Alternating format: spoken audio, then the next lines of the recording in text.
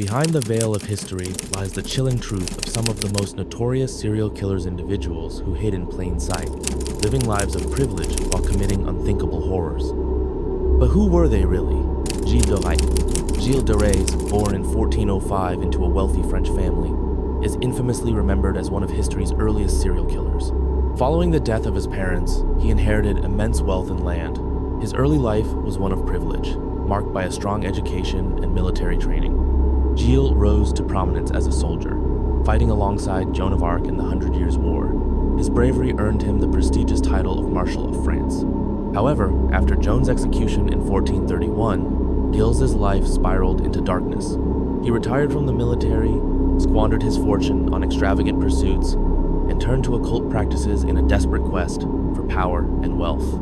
During this time, Gilles committed heinous crimes, abducting, torturing, and murdering countless children, mainly boys from poor families. For years, his noble status shielded him from suspicion, but his reckless financial dealings eventually drew attention. His noble status and the social conditions of the time allowed his crimes to go largely unnoticed for years.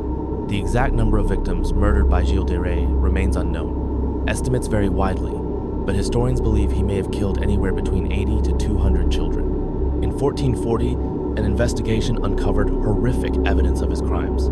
Arrested and tried for murder and sodomy, Gilles was found guilty and executed by hanging and burning on the 26th of October, 1440, ending his reign of terror. Born Herman Webster Mudgett on May 16, 1861, H.H. Holmes is considered one of America's first serial killers. Raised in New Hampshire, he had a troubled childhood and developed a fascination with death. After attending medical school, Holmes moved to Chicago in the 1890s, where he built the infamous Murder Castle, a sinister hotel designed with secret passages, trapdoors, soundproof rooms, and hidden chutes to dispose of bodies. Holmes lured his victims, mostly young women, exploiting his charm and business schemes, trapping, torturing, and murdering them. He even sold some of their remains to medical schools, profiting from his crimes. While Holmes confessed to 27 murders, many believe his true victim count could exceed 200. Holmes was arrested in 1894 after the murder of his business partner, Benjamin Pitezel, and a subsequent investigation uncovered the horrors of the Murder Castle. Convicted and sentenced to death, Holmes was hanged on May 7, 1896. His chilling story remains a dark and enduring part of true crime history. Albert Fish. Albert Fish, 1870-1936, was an American serial killer, child rapist, and cannibal who became one of the most notorious criminals of the early 20th century. Born in Washington, D.C., Fish endured a troubled childhood, including abandonment by his father and years in an abusive orphanage. These experiences may have influenced his later development of sadistic and psychosexual tendencies. By adulthood, he displayed signs of severe mental illness, including masochistic behaviors and religious delusions. Fish claimed to have killed several children, though he was only confirmed to have murdered 3. Grace Budd, Frances McDonnell, and Billy Gaffney. His most infamous crime was the 1928 murder of 10-year-old Grace Budd, whom he abducted under the guise of offering her brother a job. Fish later mailed a chilling letter to her family, detailing her murder and his cannibalism, which led to his arrest. He was apprehended in 1934 after police traced the letter. Fish was tried and convicted for Grace Budd's murder in 1935. Despite his insanity defense, he was sentenced to death and executed by electric chair in January 1936. Known as the Gray Man, or Werewolf of Wisteria, Fish remains a case study in extreme criminal psychopathy. Ripper. Jack the Ripper is the pseudonym given to an unidentified serial killer active in the Whitechapel district of London in 1888. The killer is infamous for brutally murdering at least 5 women known as the Canonical Five, who were all impoverished prostitutes.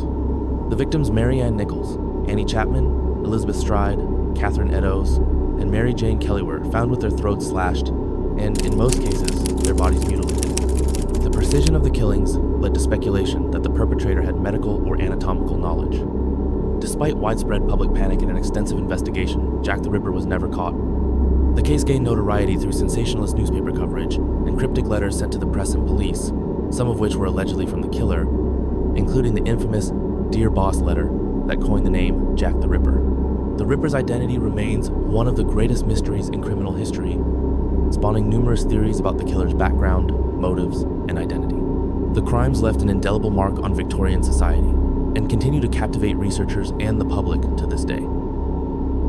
Zodiac Killer. The Zodiac Killer is the name given to an unidentified serial killer who terrorized Northern California in the late 1960s and early 1970s. The killer is confirmed to have murdered at least 5 victims between 1968 and 1969. David Faraday, Betty Lou Jensen, Darlene Ferrin, Mike Mageau survived, and Cecilia Shepard, with others possibly linked. The murders involved shootings and stabbings, often targeting couples in secluded areas. The Zodiac gained infamy through cryptic letters sent to newspapers containing bizarre taunts, threats, and 4 ciphers, one of which remains unsolved. These letters often began with the phrase, "This is the Zodiac speaking," and showcased a mix of arrogance and a desire for notoriety. Despite the attention, the killer's identity remains a mystery. The Zodiac case remains open, with countless theories and suspects over the decades, but no conclusive evidence has ever identified the perpetrator. The Zodiac's chilling modus operandi, cryptic messages, and ability to evade capture have cemented him as one of the most notorious criminals in American history. Andre Chikatilo. Andre Chikatilo, 1936-1994, known as the Butcher of Rostov, was a Soviet serial killer who murdered at least 52 people, primarily women and children, between 1978 and 1990.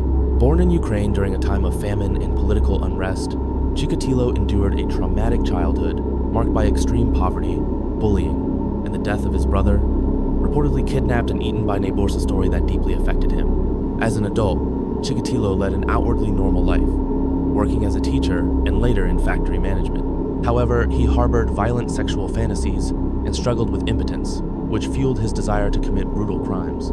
He lured victims to secluded areas with promises of food, money, or companionship, where he would attack, mutilate, and often sexually assault them post-mortem. His killings were marked by extreme savagery, including stabbing and cannibalism. Chikatilo was arrested in 1990 after years of eluding police due to flawed investigations and bureaucratic challenges. He confessed to 56 murders and was convicted of 52, earning the death penalty. In 1994, he was executed by gunshot. Chikatilo's crimes left a lasting mark on Russia and highlighted significant flaws in Soviet-era law enforcement. Pedro Lopez. Pedro Lopez B. 1948, known as the Monster of the Andes, is a Colombian serial killer who is one of the most prolific murderers in history.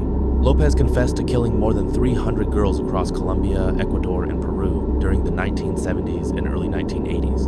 Born into poverty and abuse, Lopez experienced a traumatic childhood, including abandonment and sexual violence, which shaped his later violent behavior. Targeting young girls from impoverished areas, Lopez would lure them with promises of gifts or jobs.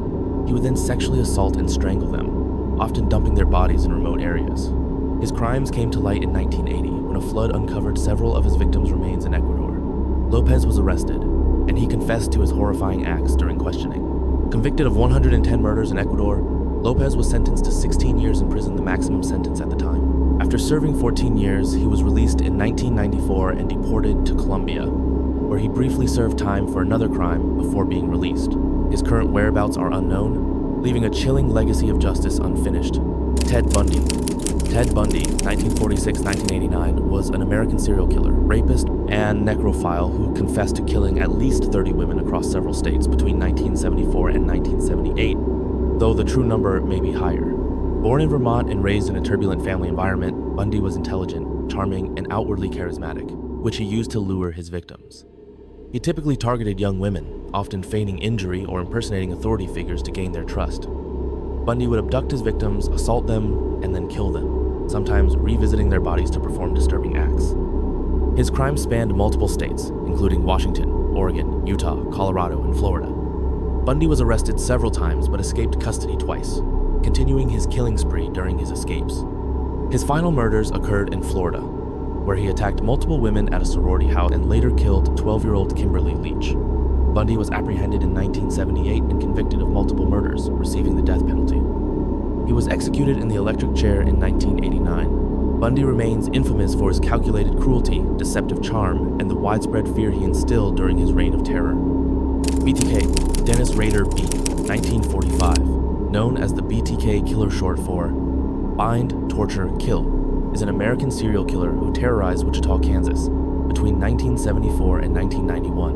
Rader lived a seemingly ordinary life, as a husband, father, and church leader while working as a compliance officer. However, he harbored a sadistic desire for control and dominance, which he acted upon in a series of brutal murders. Rader killed 10 people, including entire families. using methods like strangulation and suffocation. He would stalk his victims, break into their homes, and carry out his meticulously planned attacks. He taunted police and media with letters detailing his crimes, seeking attention and infamy. John Wayne Gacy, 1942-1994, known as the Killer Clown, was an American serial killer and sex offender who murdered at least 33 young men and boys between 1972 and 1978 in Illinois. Gacy appeared to live a normal life as a respected community member, successful contractor, and volunteer clown at local events, earning his nickname. However, he led a dark double life. Gacy lured his victims, often by offering them work or friendship, to his home, where he would restrain, torture, and sexually assault them before strangling them to death.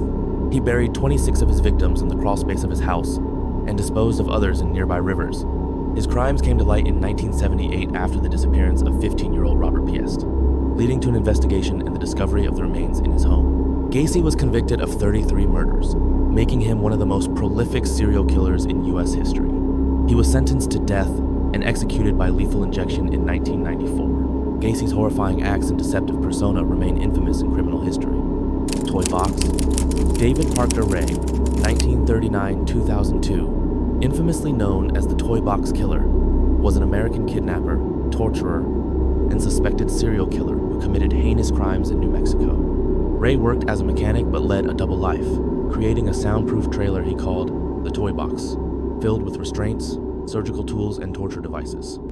He used this space to imprison and sadistically torture victims, often drugging them to erase their memories of the ordeal. Ray is believed to have sexually assaulted and tortured numerous women over decades, with some sources suggesting he may have killed many of his victims, though no bodies were ever conclusively linked to him. His crimes came to light in 1999 when one of his victims, Cynthia Vigil, escaped and reported him to the police.